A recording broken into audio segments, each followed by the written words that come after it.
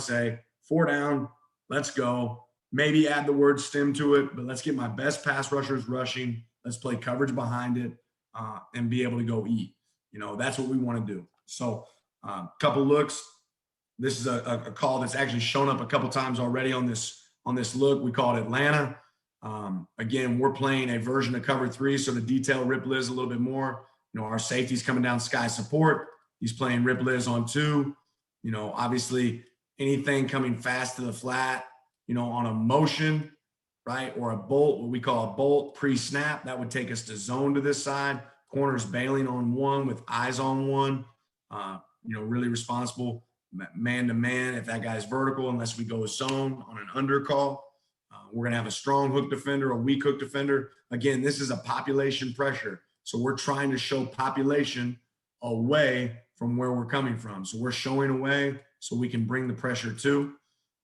This is a common one that we would tag the word crazy with. Line up wherever you want, get in position to go effectively rush the quarterback on the move call, right? So once we make a move call, we'll move to final locations and be able to play it out. So here's a look at it. Again, the call is crazy, right? Big coaching point. If you're not in the protection, we want you counting the protection. One thing that I think is really important, if you're breaking yourself down from a self-scout scenario, there's a lot of times that we'll show to the boundary and we'll bring it from the field, right? There's a lot of times we'll show to the field, right? And then we'll bring it from the boundary. Every once in a while, you got to show and come from the same spot, but it doesn't mean you have to show and come with the same people. So, here we're showing population of the field, right? You can see we make a move call, guys adjust out, right? Again, just trying to create some more communication for the offensive line, more communication for the quarterback, right? And again, our DPR guy, our pass rush guy has still not been, brought into the count yet, okay? So now we get him, now he's brought into the count. Here's a great example. Bolt motion takes us out of Rip Liz and takes us into an area call. So now you can see at the bottom, this becomes true 3 deep zone, strong hook, weak hook. We get an under and a fast 3 really on the same play, right? Right here, same thing. At the top of the screen, we get an under call, right? So we have a lot of zone eyes in a scenario where it's 3rd and 15. And we're really 3rd and 17, right? Able to break, finish on the quarterback, right? Because we're able to play zone coverage, eliminate, throws down the field. Great job here by our weak hook player popping out, being in position to roll what we call 3 up is 3, taking this back to that backside.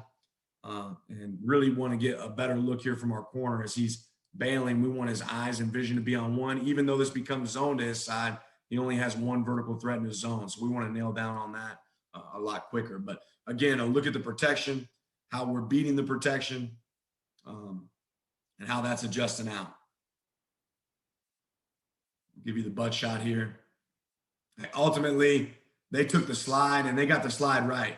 But ultimately, we've got our best pass rushers in one-on-one scenarios, right? And we're wasting an offensive lineman, right, that can't block, and we're getting max coverage in the back end, right? Another look, 1 versus an opponent. I want to make sure that week 2, week 3, week 4, I'm building off of what I have put on film from a simplicity standpoint. So, here to the bottom left is a call that we've carried. It's a simulated quarterback pressure that we use on 3rd down, where our defensive end, we line up in a loaded front to attract the protection, right? And then we're going to bring a non-box count guy away. Some of you guys have heard me speak about it before. We're going to be playing our 3 deep zone Rip Liz coverage with the 6 corner concept into the boundary.